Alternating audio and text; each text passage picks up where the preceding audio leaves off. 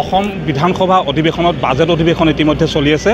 অহা 12 ফেব্ৰুৱাৰীত অসমৰ বিত্তমন্ত্ৰী অজন্তা নেওগে ৰাইজৰ বাবে এখন বাজেট ইতিমধ্যে দাখিল কৰিব। তাক লৈ এতিয়া আশা প্ৰত্যাশা বৃদ্ধি পাইছে।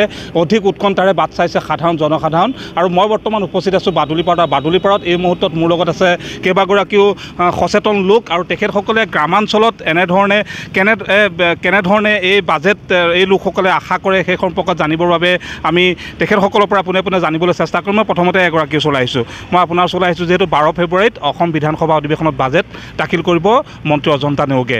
কেনেধৰণে আশা কৰে? হয়, যিহেতু অসমত চলি আছে মিত্ৰজোঁটৰ চৰকাৰ, আপোনালোকে নিশ্চয় গম পাইছে যে তেখেতে আজি অজন্তা বাইদেৱে যিহেতু বিত্তমন্ত্ৰী আমাৰ গোলাঘাটৰে, তেখেতে বহুত আমি আশা কৰিছোঁ আৰু যিহেতু কৰি আছে এই চৰকাৰখনে আমাক যথেষ্টখিনি উপকৃত কৰিছে।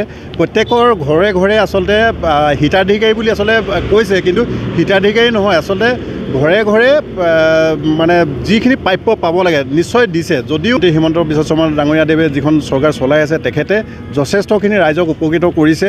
আজি ঘৰে ঘৰে মানে যিখিনি পাব লাগে নিশ্চয় পাইছে। আজি আগন্তুকৰ পৰা ধৰি মেডিকেলৰ পৰা ধৰি বিভিন্ন ধৰণে মানে তেওঁ সহায় কৰিছে আৰু আশা কৰিছোঁ আজি গোলাঘাটত আমি যাতে গোলাঘাট বুলিয়ে নহয় অসমবাসীৰ কাৰণে স্পেচিয়েলি আৰু কিবা আনিব, নতুনত্বতা আনিব আৰু ৰাইজে খুব ভাল পাব।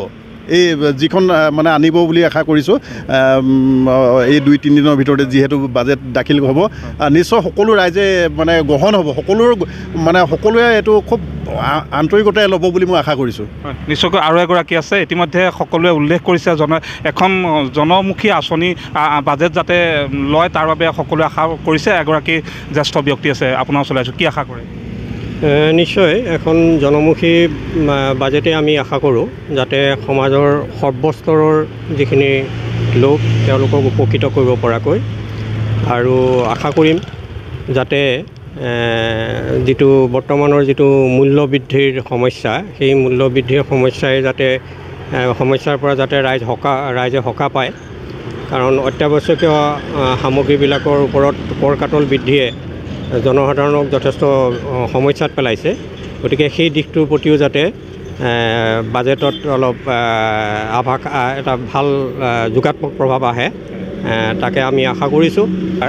যাতে এনেকুৱা এখন বাজেট হওক যাতে সংস্থাপনৰ সৃষ্টি হওক, কৰ্মসংস্থাপন বৃদ্ধি হয় আৰু আমাৰ যিখিনি শিক্ষিত যুৱক যুৱতী আছে তেওঁলোকে যাতে কৰ্মসংস্থাপনৰ সুবিধা লাভ কৰে। হয়, নিশ্চয়কৈ আৰু দুগৰাকী আছে। মই আপোনাৰ পৰা জানিব চেষ্টা কৰিম। কি ক'ব?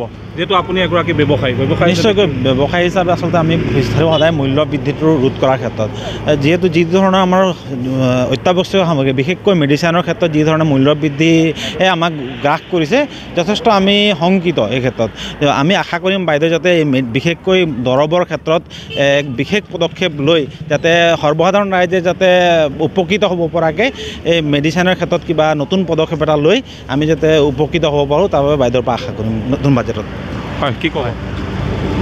ইতিমধ্যে আমাৰ যিখন বাজেট দাখিল কৰিবলৈ গৈ আছে আৰু আমি ভাবোঁ যে আমাৰ ৰাজ্যৰ আমাৰ বিত্তমন্ত্ৰী ডাঙৰীয়ানী যথেষ্ট অভিজ্ঞ আৰু তেখেতে বিভিন্ন বিভাগৰ বিভিন্নজনৰ লগত পৰামৰ্শৰ ওপৰত ভিত্তি কৰি এখন জনমুখী বাজেট দাখিল কৰিব বুলি আমি আশাবাদী।